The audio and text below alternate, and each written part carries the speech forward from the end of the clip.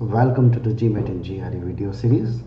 Today we are going to discuss about the vocabulary session. In this vocabulary session there are three parts, and today we are going to touch upon, or we are going to start with part 1. This Word Power Made Easy is a very famous book by Norman Lewis.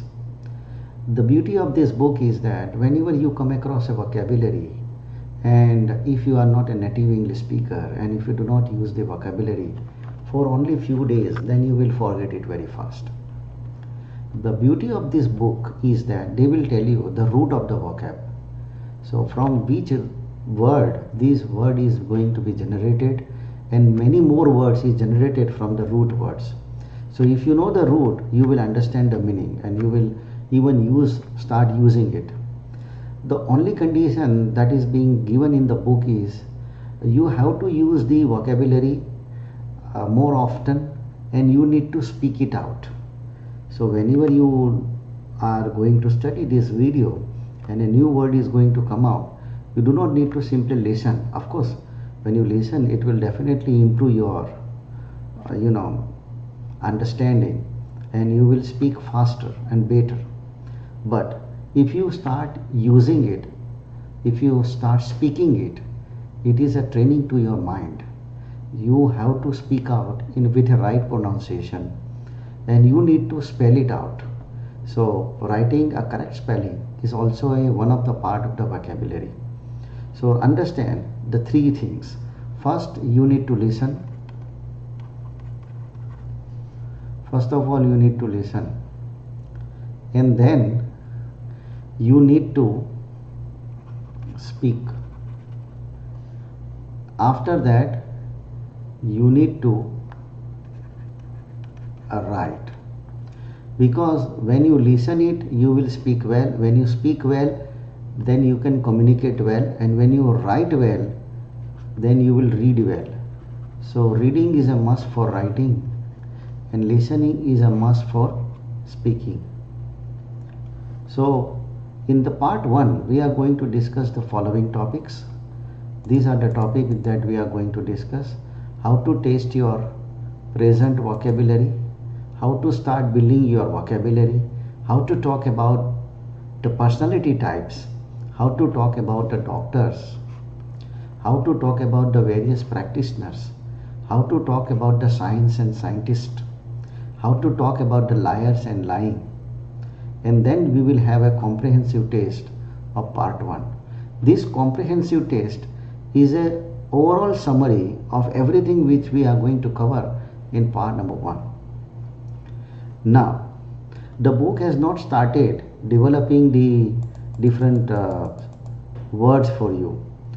On the contrary, the book asks you to appear in a diagnostic test, because diagnostic test is tell you where you are right now, where you are, and where you want to go. Where you want to go.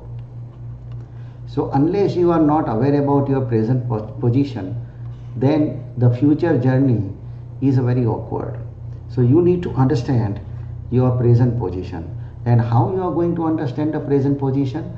You have to give a diagnostic test. Remember, this is a diagnostic test. It is not a final test, that even if you get a score, very less score, then don't dishearten it. Just look at your score and decide where you are right now and where you want to go. It will help you to put a proper efforts in a right direction. So here are the different words. There are 60 brief phrases, each containing one italicized word. It is up to you to check the closest definition of each such word. To keep your score valid, refrain as far as possible from wild guessing. Don't go that A, B, C, D, E and then let me put C is going to be the correct answer. No, you need to understand the meaning of it. And then you need to identify the appropriate word from the given options. For example, I am going to discuss about the words which are given in the book itself.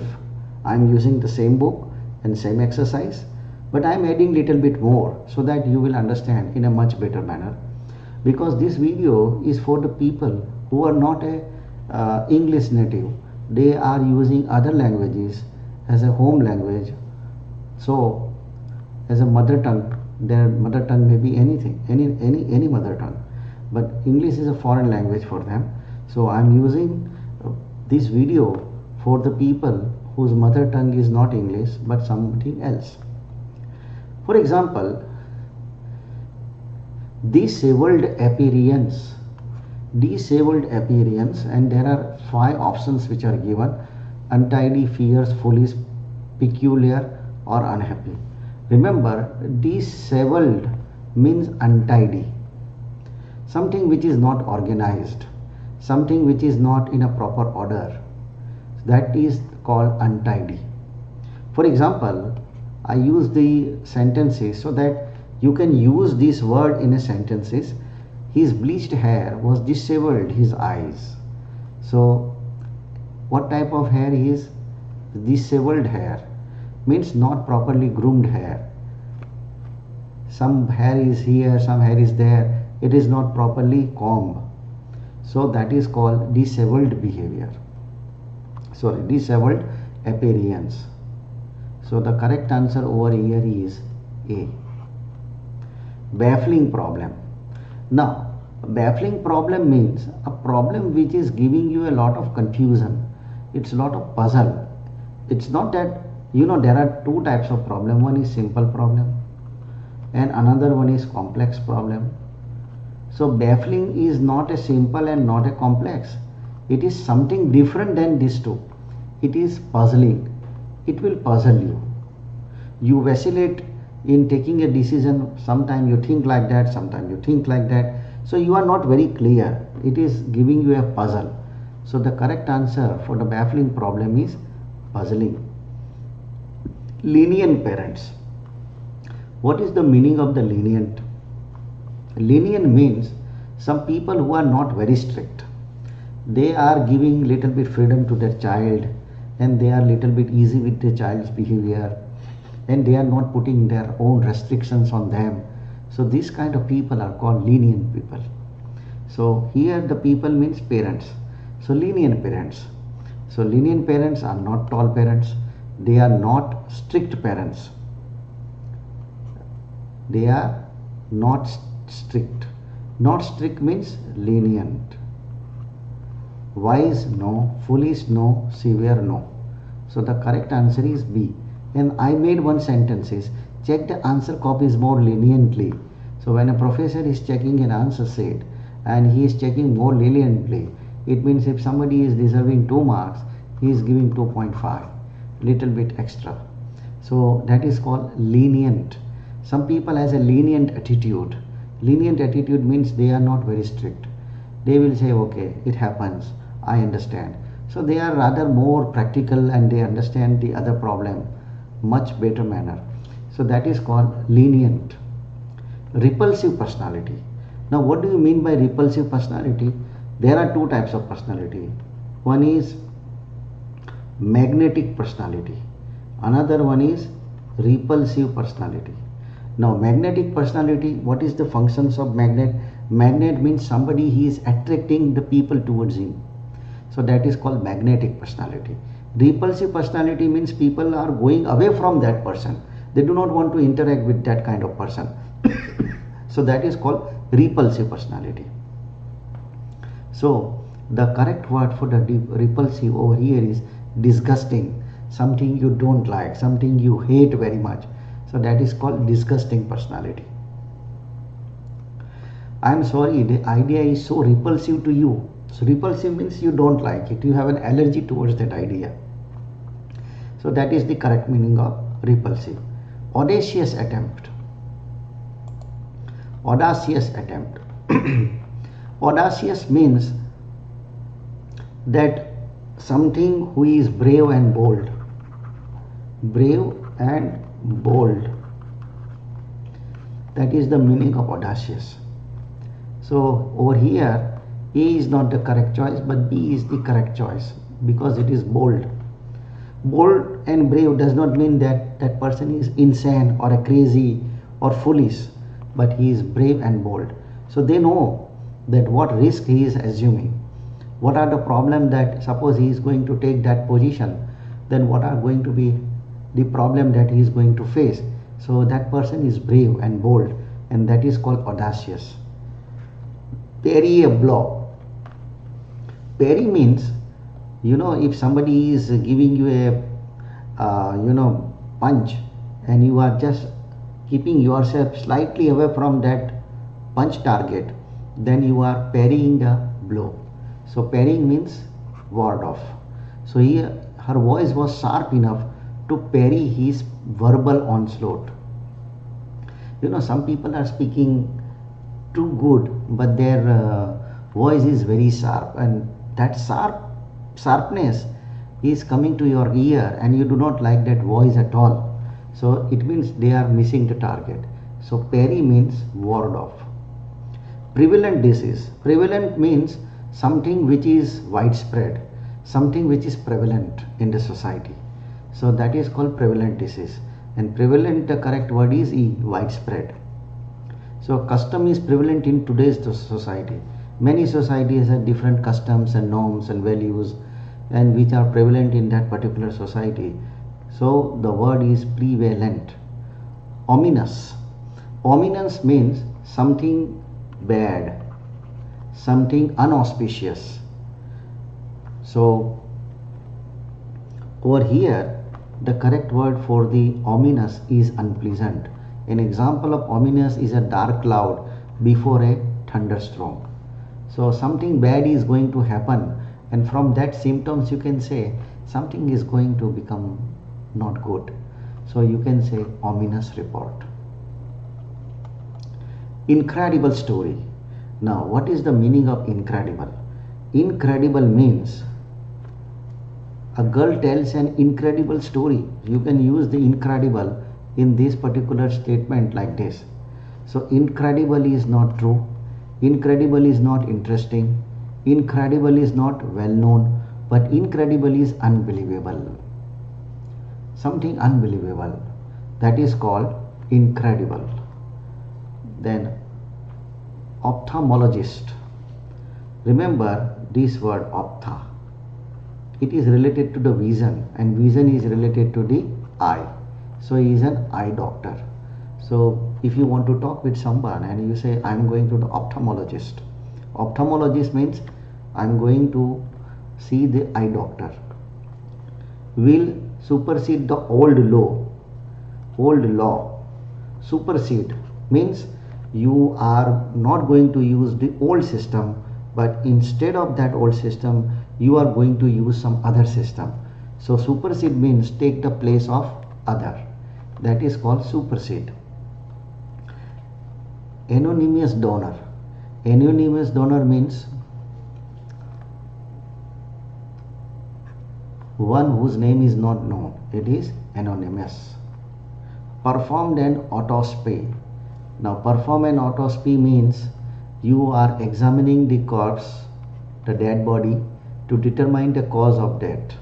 So in many serial you have seen that when somebody is dying somewhere and the corpse is there, so the police officer comes and say, do the postmortem first. That is the autopsy. Indefatigable worker. Indefatigable. Indefatigable. Remember, this is little bit uncommon for you. So indefatigable. Indefatigable means a person, something that tireless persistence, means a person who is after something and he is keeping the patience and perseverance to achieve that particular thing. So that is the person is known as indefatigable. Indefatigable.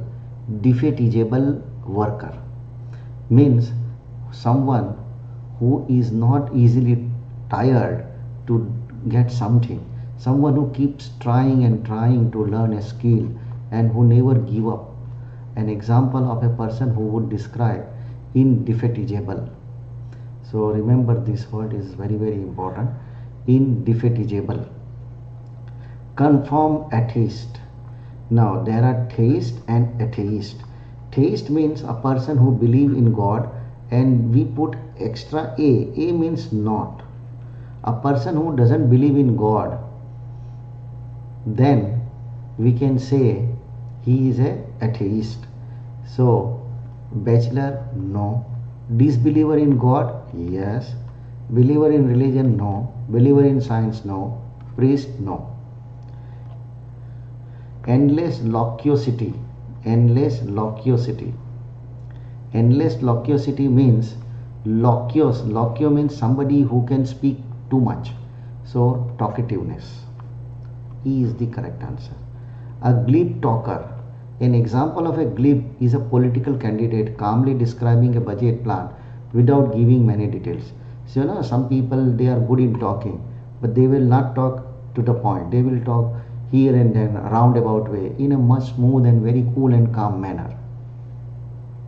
So you can say somebody who is very smooth in speaking, that is called glib talker. Incorrigible optimist. Incorrigible means something cannot be corrected. For example, if you look at the tail of a dog, it is always bended. It can never remain straight. So you can say incorrigible. Incorrigible means you cannot correct it. So example of the incorrigible is a child who is always getting into trouble. So that is the meaning of incorrigible. Incorrigible over here is beyond the correction or repair. You cannot correct him. That is, they are beyond the correction. The ocular problem. Now the ocular means something related to the eye. Ocular means visual. Eye is related to the visual. Notorious demagogue. A notorious demagogue means a person who is a preparator of the financial fraud. Naive attitude. Naive means somebody is unaffectively, foolishly, simple, childlike, artless, immature. Some people are immature in their attitude, in their talk. So they are called naive attitude. So lacking experience and wisdom, you can say he is a naive. Naive means unsophisticated, or you can say unwise. Unwise is the correct word. Leaving affluence. Affluence means richness. Something is too much in number. Something you have too much. So that is called living affluence. So affluence means wealth. In retrospect, when the law is going to be implemented, some people are going to ask whether this law has a retrospective effect, means whatever the past was there, does it going to apply what has already happened in the past? That is called retrospect. So something which is going to apply even for the past, then it is known as a retrospect. So retrospect means when you look back on a decision you made and knowing the outcome, realize you should have made a different choice. So retrospect means to look into the past. A gourmet. A gourmet means a person who enjoys the fine food and wine and is good at judging their quality. So some people are very good in taste. Some people would like to use the expensive food, expensive wine, and they can tell how the food is. So you can say he is an expert or connoisseur of good food. Stimulate interest. Stimulate interest means to pretend. The magnanimous action. Magnanimous means something large, grand. So the magnanimous over here is something related to generous. The clandestine meeting. What is the meaning of clandestine? Clandestine is a hidden location of an example of clandestine. When something is, you are keeping some secret, you are keeping something close to your heart, then it is called clandestine. Clandestine means over here means secret. The apathetic citizens. Apathetic citizens means a person who doesn't have a right to vote in election. So apathetic citizens are indifferent, uninterested and uninvolved. Uninvolved in the political process. To placate his son. To placate somebody means to cool down someone. If somebody is very much angry and you start to give a solace, you are cajoling him, so that means you are placating him. So when you are changing a feeling of hostility to one of friendliness, then it is known as a placating someone. So placate is defined as to soothe someone who is angry or upset by making concessions. To vacillate continually. Now to vacillate means to go this side and then this side and again going on this side and this side, but you never come to a decision. So example of the vacillate is when you pick up black tiles, then you pick up white tiles, then you pick up blue tiles, and again you pick up the black tiles, but you never make up your mind. So you are vacillating like a pendulum, sometime here, sometime here. So it is called vacillate.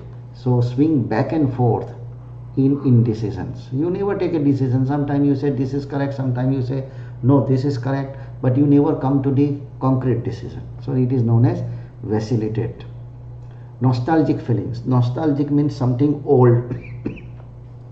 A person who is looking back to the old photograph and remember the old memories, then it is called a nostalgic feeling. Nostalgic feelings means something who is homesick. Feel antipathy.